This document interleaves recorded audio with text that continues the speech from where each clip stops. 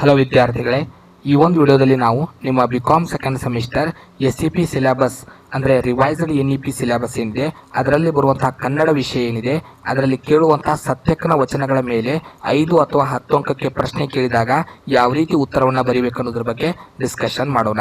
5 ಅಥವಾ 10 ಅಂಕಕ್ಕೆ ಸತ್ಯಕ್ಕನ ವಚನಗಳ ಮೇಲೆ ಪ್ರಶ್ನೆ ಕೇಳಿದಾಗ ಮೊದಲಿಗೆ ಅವಳ ಪರಿಚಯವನ್ನು ಮಾಡಬೇಕು, ಪೀಠಿಕೆಯನ್ನು ಬರೀಬೇಕಾಗುತ್ತೆ. ಶಿವಶರಣೆ ಸತ್ಯಕ್ಕ ಭಕ್ತರ ಮನೆಯ ಅಂಗಳ ಕಸಗುಡಿಸುವ ಕೆಲಸವನ್ನು ಕೈಗೊಳ್ಳುತ್ತಿದ್ದಳು. ಶಂಭುಜಗ್ಗೇಶ್ವರ ಎಂಬ ಅಂಕಿತ ನಾಮದಿಂದ ವಚನಗಳನ್ನು ನಿರ್ಮಾಣ ಮಾಡಿದ್ದಾಳೆ. ಇವಳ 27 ವಚನಗಳು ಇಲ್ಲಿಯವರೆಗೆ ಸಿಕ್ಕಿವೆ. ಸತ್ಯಕ್ಕನ ವಚನದಲ್ಲಿ ಶಿವಪಾರಮ್ಯ, ಏಕದೇವತಾ ನಿಷ್ಠೆ, ಸದ್ಭಕ್ತರ ಮಹಿಮೆ, ಸತಿಪತಿ ಭಾವ, ಸದಾಚಾರ ವಿಚಾರಗಳು ವ್ಯಕ್ತವಾಗಿವೆ. ಸೊ ಇದಿಷ್ಟು ಪೀಠಿಕೆ. ಈ ಶಿವಶರಣೆ ಸತ್ಯಕ್ಕ ಏನಿದ್ದಾಳೆ, ಇವಳು ಭಕ್ತರ ಮನೆಯ ಕಸವನ್ನು ಗುಡಿಸ್ತಾ ಇದ್ಲು, ಆ ಕೆಲಸವನ್ನ ಮಾಡ್ತಾ ಇದ್ಲು. ಶಂಭು ಜಗ್ಗೇಶ್ವರ ಅನ್ನೋ ಅಂಕಿತ ನಾಮದಿಂದ ಇವಳ ವಚನಗಳಲ್ಲಿ ಫೇಮಸ್ ಆಗಿದ್ದಾಳೆ. ಇವಳ 27 ವಚನಗಳು ಇಲ್ಲಿಯವರೆಗೆ ಸಿಕ್ಕಿವೆ. ಸತ್ಯಕ್ಕನ ವಚನದಲ್ಲಿ ಶಿವಪಾರಮ್ಯ ಅಂದರೆ ಶಿವನು ಶ್ರೇಷ್ಠ, ಏಕದೇವತಾ ನಿಷ್ಠೆ ಒಂದೇ ದೇವರಲ್ಲಿ ನಾವು ಭಕ್ತಿಯನ್ನು ಇಡಬೇಕು, ಸದ್ಭಕ್ತರ ಮಹಿಮೆ, ಸತಿಪತಿ ಭಾವ, ಸದಾಚಾರ ವಿಚಾರಗಳು ವ್ಯಕ್ತವಾಗಿವೆ. ನಿಮಗೆ 2 ವಚನಗಳನ್ನು ಸಿಲೆಬಸ್ ಆಗಿ ಕೊಟ್ಟಿದ್ದಾರೆ. ಸೊ ಅದರ ಸಾರಾಂಶವನ್ನು ನೋಡೋಣ. ಪೂಜೆ ಮಾಡುವುದು, ಅರ್ಚನೆ ಮಾಡುವುದು, ಮಂತ್ರ ಹೇಳುವುದು, ತಂತ್ರ ನಡೆಸುವುದು, ಧೂಪ ಬೆಳಗುವುದು, ಆರತಿ ಮಾಡುವುದು, ದೀಪ ಹಚ್ಚುವುದು ನೇಮವಲ್ಲ.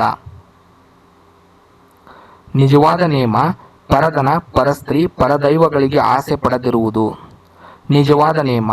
ಇದರಿಂದ ಶಂಭೋಕೇಶ್ವರನಲ್ಲಿ ನಿತ್ಯವನ್ನು ಕಾಣಬಹುದು ಎನ್ನುತ್ತಾಳೆ ಶಿವಶರಣೆ ಸತ್ಯಕ್ಕ.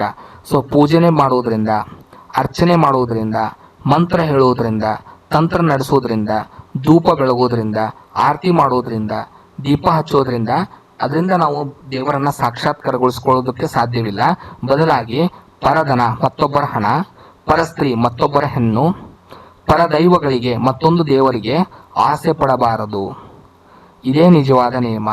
ಇದರಿಂದ ಶಂಭುಜಕ್ಕೇಶ್ವರನಲ್ಲಿ ನಾವು ನಿತ್ಯವನ್ನು ಕಾಣಬಹುದು, ಅಂದರೆ ಮುಕ್ತಿಯನ್ನು ಪಡ್ಕೋಬಹುದು ಅಂತ ಹೇಳ್ತಾಳೆ. ಸತ್ಯಕ್ಕನ 2ನೇ ವಚನ, ಲಂಚವನ್ನು ಪಡೆಯುವುದು, ದಾರಿಯಲ್ಲಿ ಸಿಗುವ ಹೊನ್ನು, ವಸ್ತ್ರ, ಧನ, ಬಂಗಾರ ಮುಟ್ಟುವುದು ಮಹಾಪಾಪ. ಸತ್ಯ ಶುದ್ಧನಾಗಿ ಜೀವನ ನಡೆಸುವುದು, ಕೆಟ್ಟ ಮನಸ್ಸಿನಿಂದ ಪರ ಸಂಪತ್ತಿಗೆ ಆಸೆ ಮಾಡಿದರೆ ಶಂಭುಜಗ್ಗೇಶ್ವರ ನನ್ನನ್ನು ನರಕನಲ್ಲಿ ಅಟ್ಟಿಬಿಡುತ್ತಾನೆ ಎಂದು ಹೇಳುತ್ತಾಳೆ. ಲಂಚವನ್ನು ಪಡಿಬಾರದು. ಉಚಿತವಾಗಿ ಸಿಗುವಂತಹ ಹೊನ್ನಿಗೆ, ವಸ್ತ್ರಕ್ಕೆ, ಹಣಕ್ಕೆ, ಬಂಗಾರಕ್ಕೆ ನಾವು ಆಸೆಯನ್ನ ಪಡಬಾರದು. ಇದು ಒಂದು ರೀತಿ ಮಹಾಪಾಪ. ಶುದ್ಧವಾದ ಮನಸ್ಸಿನಿಂದ ಜೀವನವನ್ನು ನಡೆಸಬೇಕು. ಪರಸ್ತ್ರೀಗೆ, ಪರ ಸಂಪತ್ತಿಗೆ ಆಸೆ ಪಡಬಾರದು.